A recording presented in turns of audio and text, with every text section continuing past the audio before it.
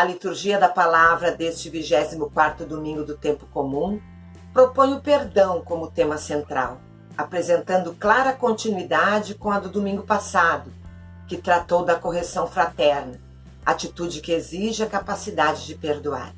Junto com o amor, o perdão constitui o núcleo central do ensinamento de Jesus.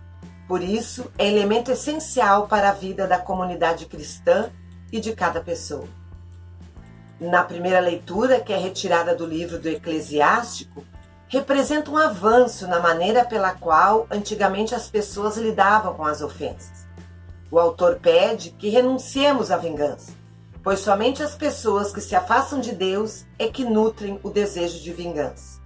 Quem tem um relacionamento mais profundo com o Senhor deveria cultivar um espírito de misericórdia, porque a proximidade com Deus revela-nos tanto as faltas do ser humano quanto o perdão divino. Precisamos ter a consciência de que todos nós temos necessidade da misericórdia de Deus e que isso deveria tornar-nos mais abertos a perdoar. Mas nem sempre é isso que acontece. O texto bíblico de hoje nos pede que a pessoa que tem rancor no seu coração pense na morte e perdoe as ofensas recebidas. Pensar na morte não significa pensar no castigo eterno, mas tomar consciência de que a morte iguala a todos nós. Todos vamos morrer. E isso significa que ninguém é melhor do que ninguém, que o outro e todos nós somos muito mais devedores de Deus do que de uns para com os outros.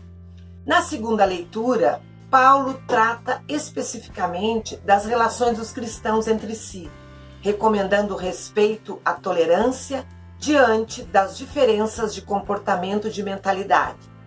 Formada por cristãos oriundos de tradições culturais diferentes, a comunidade de Roma vivia tensões que ameaçavam sua unidade, em razão da falta de tolerância e compreensão recíproca. Diante disso, Paulo chama-lhes a atenção, mostrando que ninguém vive para si mesmo, e por isso não deve haver isolamento ou fechamento egoísta da comunidade. Não obstante as diferenças individuais e culturais, todos na comunidade devem convergir para o Senhor, e é isso que importa. Quem tem essa convicção não se deixa levar por questões secundárias, as diferentes maneiras de expressar e viver a fé na mesma comunidade devem ser respeitadas e toleradas, pois o que une a todos é a pertença do Senhor, pois quem vive para Ele não guarda rancor nem julga o próximo, respeita as diferenças, perdoa e ama de maneira ilimitada, porque sabe que o Cristo morreu e ressuscitou por todos nós. Portanto, não devemos criar desavenças em nossos relacionamentos somente porque alguém que caminha conosco dá passos diferentes e observa outras coisas no caminho.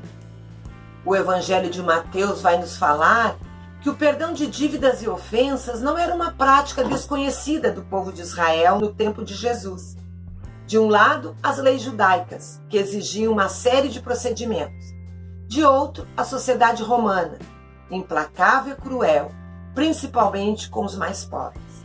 Nesse contexto, estão se formando novas comunidades cristãs. Algumas dessas comunidades querem seguir as exigentes leis da sinagoga, outras as práticas romanas. É para dentro deste contexto comunitário que o evangelista Mateus está escrevendo. O texto começa com uma pergunta de Pedro: Senhor, quantas vezes devo perdoar se meu irmão pecar contra mim? Até 7 vezes? A legislação judaica exige que se perdoasse até 3 vezes o irmão. Com sua pergunta, Pedro revela uma disponibilidade maior de perdoar do que a costumeira. Afinal, o número 7 significa completude, perfeição. Mas a pergunta de Pedro ainda pressupõe que as possibilidades humanas para perdoar são limitadas. Jesus responde a Pedro: não te digo até 7, mas até 70 vezes 7.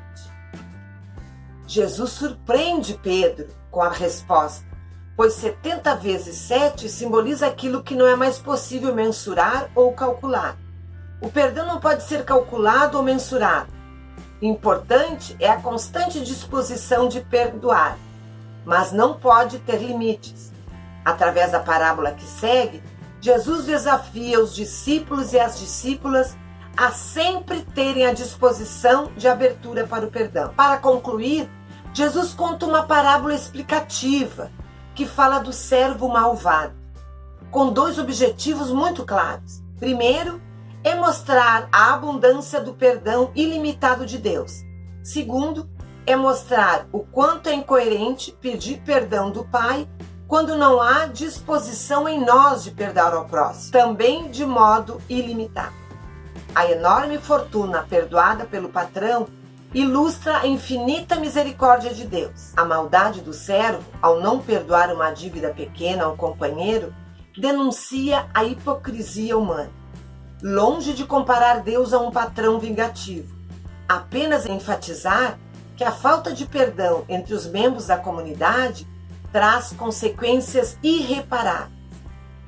Pensando agora e parando neste tempo de isolamento social, onde estamos convivendo muito mais tempo com nossos familiares, que possamos exercitar a construção de pontes que aproximam e agregam as pessoas, para que possamos assumir o perdão como caminho de decisão, onde não existe limites.